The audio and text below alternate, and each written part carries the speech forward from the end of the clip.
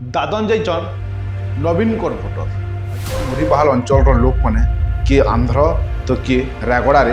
इटा गढ़ छोट छुआ मैंने पाठ पढ़ी भविष्य गढ़वार जगह ने इटा गढ़ुचन +2 मैट्रिक पढ़वार पिला मैंने से मैंने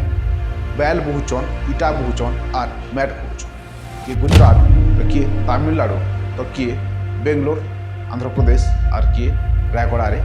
किए इटा गढ़ुचे तो किए सूता मिल काम करुचे थिर ढुके लह अच्छे हो जाए दादनगढ़ कथा आम इन चली न पारू आमको सरदार अत्याचार करे सरदार पिटुचे आमको पैसा न दबार आमको खाबार के नबार एंता केतलीटे क्वेश्चन हाथे इ बुढ़ा असहाय निरीह लोकंर मुड़े निज दादन श्रमिक मैंने लदी दे सरकार को लज्जा लगवार कथा कि जेन से उठवार के जाऊन से अंचल रे एंता गोटे दुख मिलुचे हेले सरकार हाथे हाथ दे देछन काने खिला पिट देछन और आखि कला पटरी बांधी भिक्षा नहीं शिक्षा दियो दान नहीं रोजगार दियो।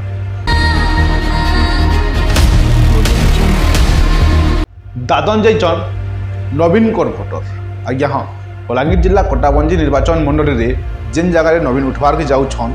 से इलाकार भोटर यहाँ दादन गढ़ न अच्छा मुरीपाल अंचल लोक मैंने किए आंध्र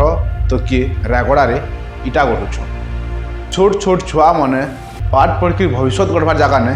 इटा गढ़ुचन छोट छोट छुआ मैंने जे मैंने +2 मैट्रिक पढ़वार पिला मैंने से मैंने बैल बोहुचन इटा बोहुचन और मैट करुचन आज्ञा हाँ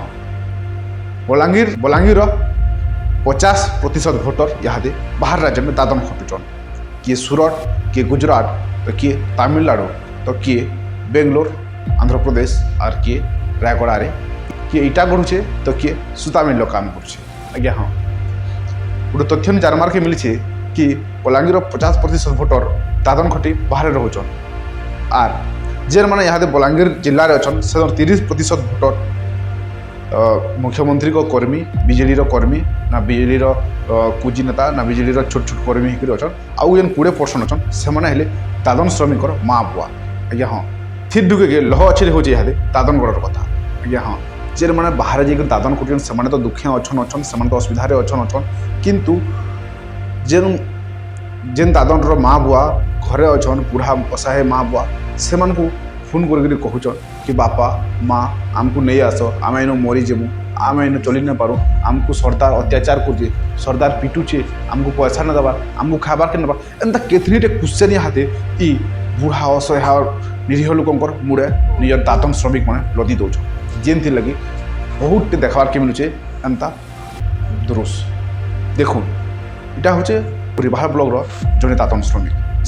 जी कि बाहर दादन खटुचे सी से निर्यातना सही न पारिक वीडियो घर के पहला फोन करता घरे जो फोन कला घर लोग किसी कर न पारे गोटे वीडियो माध्यम रे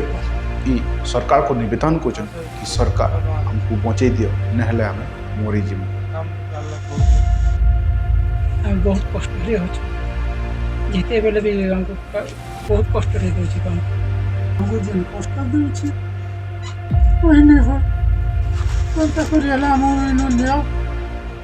उद्धार करो ओडिशा सरकार अनुरोध करुँ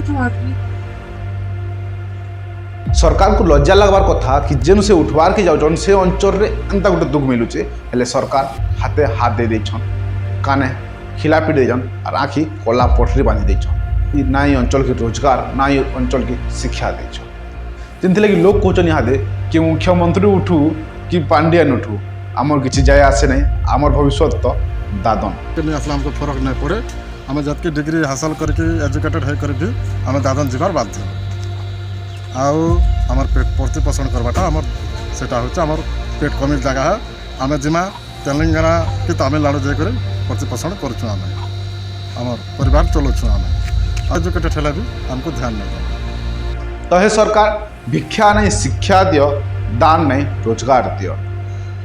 सम्बलपुर झारसुगुड़ा राउरकेला सुंदरगढ़ ये 4टा जिले में यहाँ शिल्पानुष्ठान मान अच्छे इन शिल्पानुष्ठान मान को बाहर लोग क्या अच्छा क्या है बाहरिया लोग आसिक इन काम कर क्या स्थायी नियुक्ति ना दिजा लगे इनर लोग दादन खटी जाऊन और बाहर लोग आसिक इन राज कर शिक्षा स्वास्थ्य गमनागमन सबुति अवहेला होचे पश्चिम ओडिशा जेनथि लगे आवाज उठुचे कि अलग राज्य बा कोसर राज्यर इन युवा युवती इन लोक मैंने सचेतन होकर कौन कि आमको ओडिशा संगे रहबा नान आमको भाई भाग दियो आमको भिने कर दियो आम आउ अत्याचार अन्याय सही ना पारू आमको अलग राज्य ही कर दियो जो दुही भाग के राज्य सरकार समान हिसाब से देखते तो ये आवाज नहीं उठता आउ चित्कार कर कहन कि पश्चिम ओडिशा नौच के दौच के सरकार तुम हिसाब दियो कहबार कथा यहाँ युवपीढ़ी मैंने चित्कार कर कहन पश्चिम ओडिशा नौच के दौच के सरकार तुम हिसाब दियो सरकार तुम हिसाब दियो तो पश्चिम ओडिशा 75% रेवेन्यू जाऊे राज्य सरकार के तो क्या है जे पश्चिम ओडिशा एत अवहेलित बोली इन लोग प्रश्न करुछन देखुन हेन्ता तो आज के 25 वर्ष है निजे मुख्यमंत्री रही किसी नहीं करें से सिने आमर कंटाबांजी कंटीजेन्सी के आउन एमएलए भावे आमर है जेनटा कि बलांगीर जिलार कंटाबांजी कंटीजेन्सी है मुख्य दादनगढ़ जेनटा कि लक्ष लक्ष लोग तेलंगाना तमिलनाडु इट पिटी जाऊन इे रायपुर भिलई दुर्ग इने गले काम नहीं कले नहीं चले तो से भाया कथा चली आउ जदि आसुछन बोले भी आमको किसी फरक नहीं पड़े आमे हेलु दादन वाली बाहर के नहीं गले आम पेट नहीं चले तो आउ काଣା कहे माए जदि मुख्यमंत्री आउछन बोले भी आमको किसी फरक नहीं पड़े।